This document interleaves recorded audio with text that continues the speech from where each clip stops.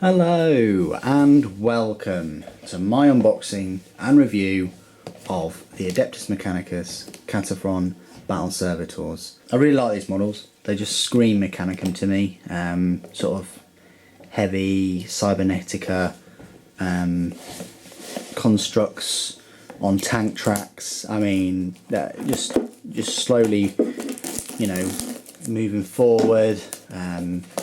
Blasting huge chunks out of vehicles and the enemy. These just scream Mechanicus. Unlike those robot things, these are where Games Workshop needed to sort of invest. You know, I understand that they needed to make sort of like heavy robots and things, but these are what I sort of imagine Mechanicus having on these tank tracks. There you go. They're the destroyers. They're the breachers, and they're the destroyers. So it looks like the breachers have a bit better armour, and they've got the close combat sort of power weapon, and then the destroyers, you know, have the two large weapons. All of these weapons are pretty awesome. I mean, you've got your grav cannons, your arc rifles, plasma culverins. I mean, you got some very decent weapons on these things, and the troops. That's the beauty about this Cult Mechanicus. These guys count as troops, so you can have, you know, 6 of them or, you know, 9 of them just wheeling around. Just brilliant. I think this set costs about £35, which isn't too bad really, like 10 quid each or so. Not too bad. You probably obviously need to pick up two boxes and a tech priest, but still, you know, that's not too bad. And you do get 3 sprues for your money. You get 3 large bases. Definitely going to put them on the bases. There you go. And then you get the instructions. So destroyers or breachers. Seems quite straightforward. Put the tank tracks together. With the torsos, plasma culverins, heavy grav cannons. Even give you some rules and things as well. Yeah, they got the 2 wounds, the 4+ save. I think the breachers have a 3+ save. Yeah, 3+ save. Toughness 5, strength 5. Would have been nice if the destroyers had a ballistic skill of 4, but hey, you know, it is what it is. So that's the instruction book. That goes there. And then these are the 3 sprues. We'll just quickly have a look at these. You've got the tank tracks. Lots of detail going in there. They look really awesome. This sprue is really well done. It's really sort of compacted. Got the heavy grav cannons. Got all these sort of like bits and pieces. Plasma culverins. Wow. And the arc rifles. Or arc cannons, whatever they're called. Looks really cool. Plenty of detail. Let's have a look at this one. Similar sort of sprue. Maybe all these 3 sprues are the same. I think they might be actually.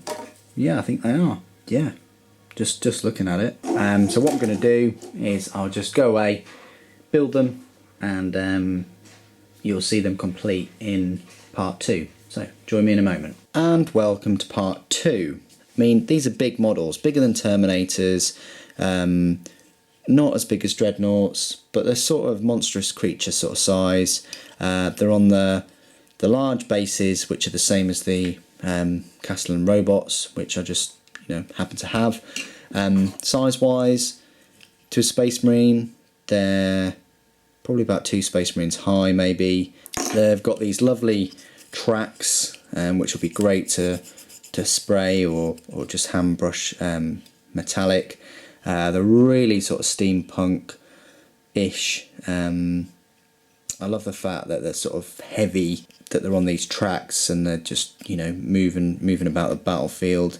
I've kitted these out with plasma culverin and 2 heavy grav cannons with phosphor blasters and a Cognis flamer.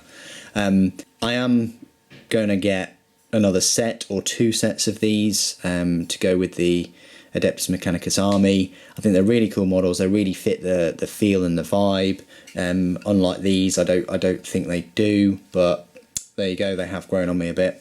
I much prefer these sort of tank track driven servitors, mindless sort of weapons that just have mobility attached to them, if you will. They haven't got much armour, you know, they haven't got power armour or anything like that. But moving back to my point, I will get a few more sets of these, so that's why I've gone for this loadout. Normally I probably would have gone for all heavy grav cannons, because these guys count as very bulky or whatnot, so you can fire the 6 shots without them counting as moving, which is just horrific for anything at the other end of those cannons. They've got these massive weapons with an auxiliary weapon, and the heavy grav cannon is obviously sort of much bigger than your grav cannon that Space Marines can just cart around. These don't have grav amps with them, but there you go. I think they're just really cool models, really fit the steampunk sort of vibe. And these are the destroyers. You know, you might see similar ones to these, which are the breachers, and they have armour on the part of the tracks and armour on the sides of the tracks, and they have a much more armoured sort of carapace and things. Their standard weapons, the heavy arc rifles, still pretty good because it's got that haywire rule. So it's up to you which you want to choose. These guys only have a 4+ save. That's still 50-50, and they've got 2 wounds, but they are toughness 5, so they should last a fair while. The only downside, obviously, is their ballistic skill's only 3. It would have been nice if these guys had ballistic skill 4 and the breachers had weapon skill 4, just to sort of offset them a bit more. But these guys are more points. They're 165 points as opposed to 150. But these guys are troops, and so are the breachers, and that's what makes them awesome, that you can have these in your Tech Priest Dominus. So if you really want, you could just sort of have a horde army, I suppose, and have 12 of these in each unit. Imagine 12 heavy grav cannons. Imagine 12 Kataphron breachers with lightning, heavy arc rifles, things like that. So yeah, they've got the scope to be a very large unit that have two wounds each at a toughness 5. So although they're £35, I think these are worth it. Again, I'd prefer if they were 30, but I'm not getting that feeling. I think £35 is sort of reasonable for these models, and the fact that you can build either is great. Now, I would have liked these 3 models for £25 if you took the ability to have both of the different types of unit in there, and I'll show you why. These are the spare parts, and as you can see, there's at least £10 worth of spare parts there. You've got obviously 6 lots of armour plates for the sides, you've got their armour plates for their chests, you've got the alternate weapons that you don't use for the destroyers, so obviously I've now got 2 more plasma culverins that are just sat there. You could possibly magnetise them, but that can be a bit tricky, so just bear that in mind. I've also got all of these heavy claws, and these claws as well, the caterpillar track sort of armour on the front. There are additional weapons such as the phosphor blasters and the Cognos flamers, all these heavy arc rifles which look incredible weapons, but as you can see there's just a lot of extra parts, easily 10 quid's worth, and I would honestly have preferred 2 box sets. I know it's to save GW money by having all of the parts on. I think these were 3 sprues, but if you had 2 sprues with these guys on and you didn't have all these spare parts, and then you had another 2 sprues, but it is an extra box, which obviously, you know, size in stores, things like that might not be a good decision. But for the gamer, if you had these 3 guys for £25 with all of this taken out, then you could have 1 box of breachers and 1 box of destroyers, and I think that they would have sold a lot more. They're good units, they've got good rules, good weapons, but it's the £35 that would really put people off for a troop choice. £20 or £25 for a box of 10 Space Marines, that's not too bad, but then that's 10, you can have a missile launcher, things like that. People are more likely to gravitate towards that than, oh, I've got 3 models and they cost, you know, £35. But I won't hark on too much about it. I just want to show you all the spare parts. It suffers from what I've now coined the phrase Centurion syndrome, whereby Like the Space Marine Centurions, they're I think £42.50 or something like that, and they have the parts for their Assault Centurions, and I think their box set for £40 odd for 3 models is just ridiculous for the asking price. They should have had 2 separate boxes, but there are obviously reasons why they don't do that. But there you go, that's just my take on the whole situation.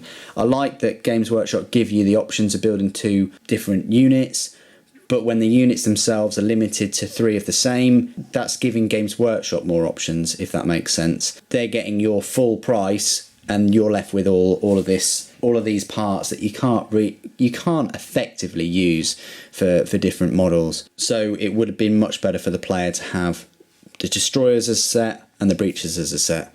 But that's just my take on it. So in summary, these are really awesome models. I really like them. They're priced quite high, but they are awesome models, and it would be lovely to see 10, 20 of these rolling along the battlefield, supported by some Scutari, things like that, and the Dragoons. That'd be really a great sight to see, and they're quite effective units on the battlefield too. And that's the end of my review. So thank you ever so much for joining me today. Thank you for watching. The Emperor Protects.